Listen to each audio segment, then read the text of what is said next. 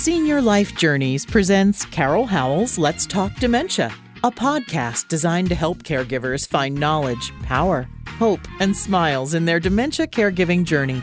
Welcome to Let's Talk Dementia. Here is your host, best-selling author, Carol Howell. Hi everyone, I'm Carol Howell and welcome to Let's Talk Dementia. Well, today we're going to talk about what everybody on the planet is talking about, coronavirus. Oh my goodness. Is there a channel you can watch on TV or a radio station you can tune into or a group of people who get together that don't talk about it? It's what our world is all about. Well, I am 59 years old. I think that's right. Well, I will be this year. And I never recall a time in my life where anything like this has ever happened. Never. I do remember when we were looking for the clocks to change over to the midnight hour for the year 2000 to come in, and everybody was freaking out what the computers would do and the world would come to an end and all kinds of crazy stuff. And of course, nothing like that happened. But that's as close to this kind of chaos in our world as I recall. But sure enough, that's what we're dealing with. Well, I know you're hearing everything, don't do this and don't do that, and stay away from this and stay away from that. And I'm not going to tell you all that stuff you've already heard 14 times. You don't need one more person telling you. But I do want to put one thing in your brain that I want you to be very aware of, and it's a don't. Don't talk about the virus, the coronavirus, in front of your loved ones with dementia. Don't do that. The last thing you need is for them to have negative thoughts on their mind, negative thinking. You want them to only have happy, happy, joy, joy. You remember how we've talked about that before? That's what you want. So I want you to spend your time and their time thinking about the happy, happy parts of life. And they can't do that if their mind is full of the negative, the scary, the unknown, the uncertainty that they are hearing from you, that they're detecting from you in your voice, in your thoughts, and the way that you're behaving is probably a little different because there's some stress. So don't bring that into their world. What we know is our loved ones don't remember squat diddly do. I'll give you that. But what we do know is they are more likely to remember really, really happy thoughts and really, really negative thoughts. Now, the really, really happy thoughts are not as likely to be remembered as the really, really scary or negative thoughts. They will land on the brain, and for some reason that I don't understand the reason of, they will retain that information, or more likely to retain that information than if they did not have it. So don't do that, okay? Just don't do that. I had a conversation. I'm trying to find this here as you and I are having this conversation. I have a beautiful poem, and I can't seem to get my hands on it right this minute. Where did it go?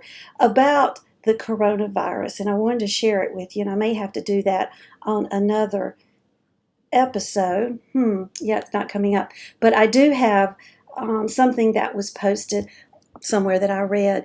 It said, regarding all the things that we can't do. You can't do this. You don't get in crowds of more than this, and stay 10 feet away from people, and blah, blah, blah. Well, this came through on, somebody emailed it to me, I think. Conversations will not be canceled. Relationships will not be canceled. Love will not be canceled. Songs will not be canceled. Reading will not be canceled. Self-care will not be canceled. Hope will not be canceled. May we lean into the good stuff that remains. Do I hear an amen on that? I just thought that was really good. I'm telling you, my husband and I are very glad that reading's not canceled, because we hit the library hard yesterday, boy, picking up some books by authors that we like, and are trying to use this time to, I don't know, reload and to relax and enjoy life as it is different for us now, and it's different for everybody. And I realize this time is probably even more difficult for you because of caregiving than it would have been had you not been caregiving. But I don't know, I still think in this time, if we can just breathe and remember that nothing's going to happen to you today where God has not already been. and where he is not presently at also. And he's understanding. And he didn't wake up and go, oh my goodness, I did not realize the coronavirus was going to hit the United States. What are all those people going to do? Or that it was going to hit China or anywhere else on the planet. No, that didn't happen to the Lord. He knew and he knows, and he is on that situation. He's in the middle of that situation. And so hopefully that will bring you some peace, I hope. I am struck by several things lately.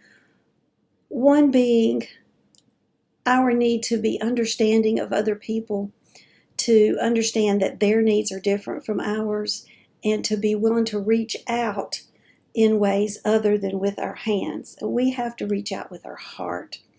That kind of came through on this poem that I told you.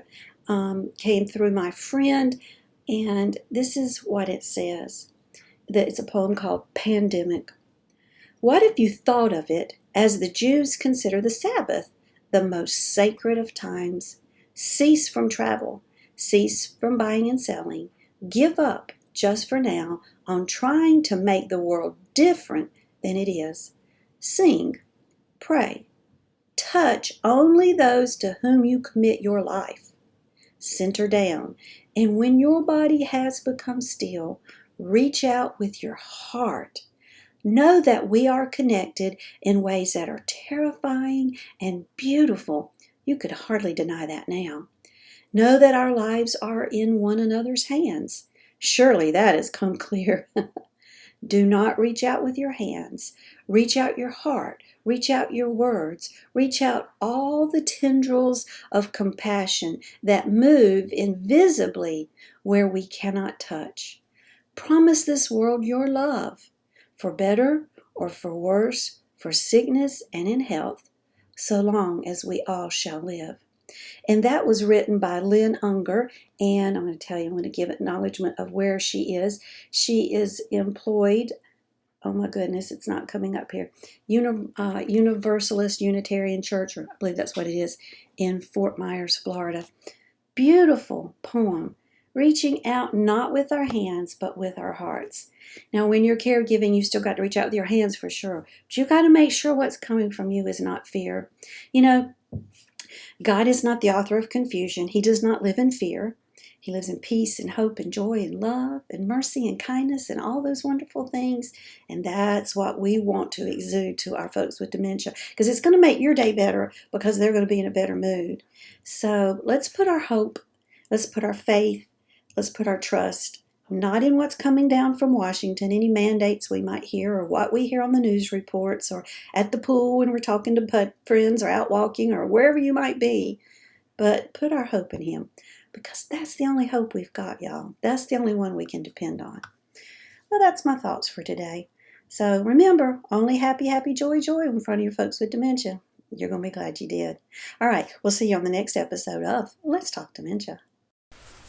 Let's Talk Dementia would like to thank our sponsors, National Association of Veterans and Families. You can reach them at 800-352-2919, on the internet at www.navf.org. They speak veterans so you don't have to, and you tell them Carol sent you when you call to inquire about benefits for the veteran, the spouse of the veteran, or both. Editor Beth. You can find Miss Beth Crosby at editorbeth.com. She is amazing at looking at what you've written and making sure it represents you well. Find her at www.editorbeth.com. And HD Imports, located on Flint Street Extension in Rock Hill, South Carolina. That's York County. 803-985-0985. They are there for the repair and maintenance of your Honda, Hyundai, Toyota, Kia. Tell them Carol sent you. Thanks for joining us today for Carol Howell's Let's Talk Dementia. To learn more about dementia, we recommend Carol's best-selling book, also titled Let's Talk Dementia. It's available on Amazon in paperback and Kindle versions. Be sure to like Let's Talk Dementia on Facebook and leave us a kind word of review on iTunes. Remember, knowledge brings power. Power brings hope. Hope brings smiles. And we all need more smiles. Thanks for joining us today, and we'll be right here when you come back to Let's Talk Dementia.